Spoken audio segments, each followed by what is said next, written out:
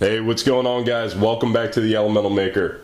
Today, I got a Makita battery here, which as you can probably tell, I'm a bit of a Makita fanboy. I've got about a dozen Makita tools. So I got this old battery here. Still works, but she won't take a charge. Charger is not happy with her. Now, I shouldn't be complaining because this battery is probably, I'd say about 8 years old. Just want to see what kind of voltage she's holding. Still able to operate the tool, so that's a good sign. Alright, 15.27. I mean, that still seems pretty good. So I'm wondering why the hell the charger isn't letting these work anymore. Doesn't look too bad to take apart. There's a few, what are they, security bits there. The one has a cover on it, so I guess they don't want you taking these things apart. Hopefully the cells inside are still good. I know AVE did a video on trying to repair these, and in his cases the cells were just totally spewing shit. So we'll try to take this one apart, see if hopefully our situation's a little better. I have a board that I ordered here from China that is a replacement board. Now, as many of you guys know, the Makita batteries have a built-in circuit microcontroller. Basically, once they go under voltage a certain amount of times, or if they get on the charger enough times and aren't able to charge, it bricks the battery. You'll never be able to use it again with the original Makita circuit. So my hope is if the cells are still good, we can replace the circuit with this one, which is designed to bypass that, and hopefully get a functioning battery again, because, you know, 5 of these isn't enough. I already ordered its replacement. The newer Makita batteries are quite nice. They have an indicator on them, which is pretty sweet. Good batteries. But yeah, I mean, got 8 years out of this thing. I really shouldn't be complaining or worried about replacing it. It definitely lived a good life. Well, pretty fucking brutal life, but it lived a life. And I got plenty use out of it.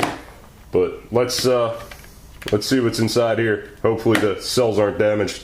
So first order business is just getting this little white cover out of there. Alright.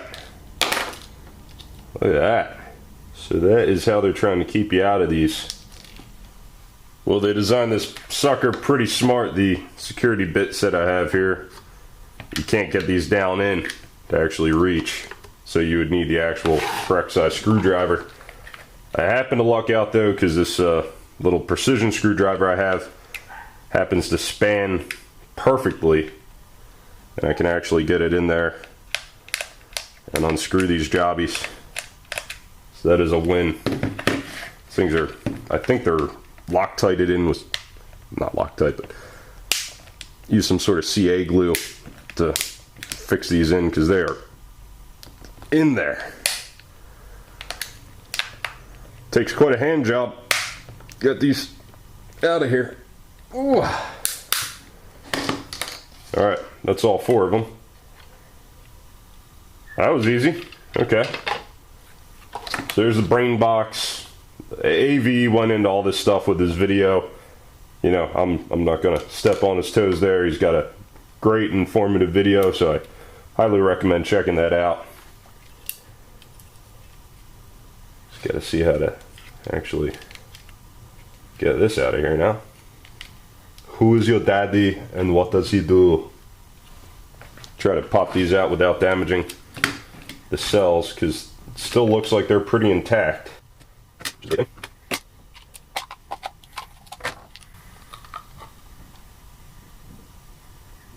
Shit. No nasty cancer floating around in here, so I think we're actually in pretty good shape. All the cells look healthy. There's some dust in there, which, you know, is expected. It's in a work environment. I would like to check the cells for voltage. Make sure they're all still healthy.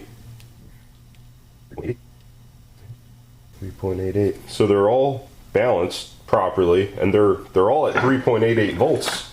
And I mean, that's not above the critical, or below rather, the critical voltage of lithium-ion batteries. This cell should still be good. I see no reason for it not working. Something threw up a flag, but I'm really not sure what. Comparing the boards here, so you can see pretty much identical. This balancing part definitely isn't as well made, that's for sure. And there's a lot more going on the Makita board, unless they used a single-sided board and this used a double. But I'm imagining it's probably populated on the underside too. So let's see if we can get a pot. It's always a little sketchy working with live lithium ions because these things are still packing a wallop in them. Got that catalytic combustion going. You want a lot of thermal inertia here, so because you're desoldering a pretty big piece. And got the solder wick, which if you don't have yourself some solder wick, this is the greatest shit ever. There we go. The wick is just yanking all that solder right off. Let's pull that sucker out. We won't be using that anymore. Alright, negative's connected. Now let's go plusative. Alright, there's a nice joint. Now I still don't know where this little red lead goes. Let's see if there's any diagrams online. Alright, I found another YouTuber who apparently was using one of these. It looks like he's connecting it down to this terminal. So I guess that's where I'm gonna put it, just out of kind of following in someone else's footsteps here. And just to give credit where credit's due, well done tips. Son of a bitch. See if I can grab that and pull it through with some tweezers and just slap it on there. Pretty lazy way of doing it. Seemed to work. Okay. Guess the real moment of truth is going to be plugging her in and seeing if this poor old battery gets to live another life. Not gonna lie, this is a bit nerve-wracking. Lithium ion is something I usually don't mess around with repairing. Probably should have some sort of burn bag set up just in case this thing decides to exact revenge upon me. Everything seems to be sitting where it should. Probably should have checked with the voltmeter beforehand just to make sure we're in good shape, but let's see now. Alright, 15.49. That's good. Please don't burn down my house. Holy shit. It's fucking working. Yes. Nice. I think we did it, boys. Now I guess the big things to monitor here are, one, fully charged voltage, make sure it charges to the right level, and potentially parasitic loss from that circuit board.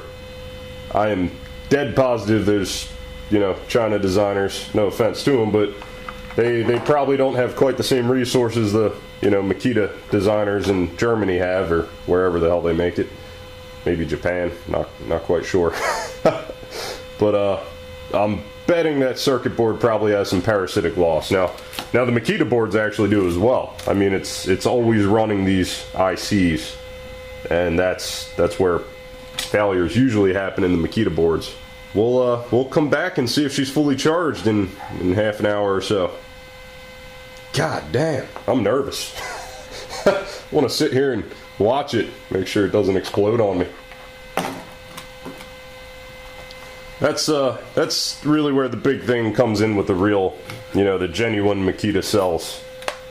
You got that peace of mind, Even with that Milwaukee battery I rebuilt, it doesn't have the peace of mind of, the original untouched virgin tool that comes right from the manufacturer. You're always a little leery of it, and I'm probably going to take a red marker or something over this and put rebuilt, something along those lines, just so I always know this is the one that was rebuilt.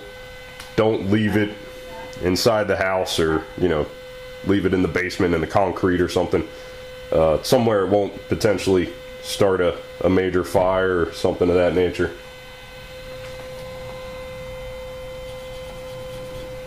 We'll always have that red mark. Oh, son of a bitch. She's not happy.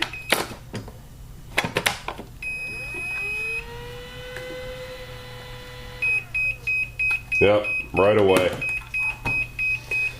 So, something in here is no bueno, and yeah, so it was a 17, you can see it's dropping pretty quick.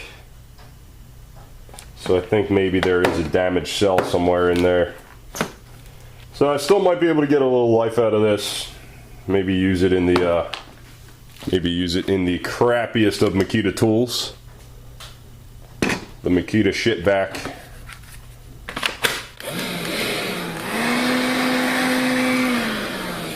I got this thing hoping it would be a decent little dust collector for maybe small chips on my lathe or some sawdust. It is a complete piece of crap. So I'm gonna probably do a teardown on it later and see just why it sucks so much, because this isn't a cheap tool. This is, I think 80 to 90 bucks for this little vacuum without a battery, and it's just a piece of garbage. No suction to it, barely any at all. I mean, the amount of air volume coming out of here is like nothing. So we'll do a teardown on this and see why it's so anemic. It's like an asthmatic sucking through a straw.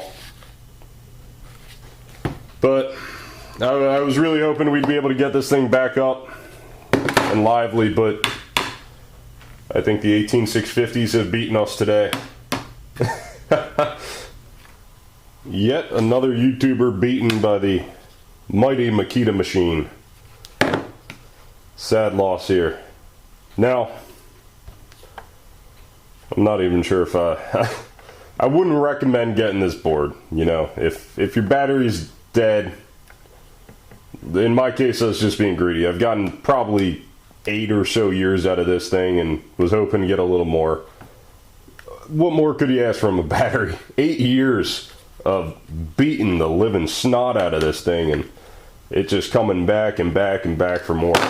So, and here's the thing. That circuit board, this is the real Makita, but that Chinese circuit board was about $11 shipped to my door, and you have to repair it and put time into it and make sure hopefully your cells are still good. Whereas this brand new battery, genuine Makita, right off eBay, with larger capacity, mind you, 56 bucks. So I mean, right there I screwed myself out of about $11. So I think I'll leave a link in the description if you guys do want to try your own battery repair. But I say get the new battery. It's the safer route. You got that peace of mind. If you leave this in your truck or something and it wakes you up in the middle of the night, holy shit, is my truck about to burn down? It's the kind of stuff that keeps you up at night. You leave this, in your basement under your bedroom or something. Yeah, it's not the most comforting thing, It's not like Santa Claus coming down your chimney. It's a fire about to go up it. So I'll leave you guys to it, but I say go for the fresh battery. That's a safer route, and you're guaranteed to get a good working product instead of just throwing money in the damn trash can. But you win some, you lose some, and that's what we did here. We lost some. Hope you guys enjoyed. Thank you so much for watching. Please don't forget to thumbs up, subscribe if you haven't already, and make sure you hit that little dingleberry next to the subscribe so you actually get notified when I post. And if you like what we're doing enough on the page that you want to support us, I do have a Patreon set up, so you can actually go there and, buy me a beer or help pay for this fucking circuit board that didn't work. Anyway, hope you guys enjoyed. Have a great one, and I will see you next time. Take it easy.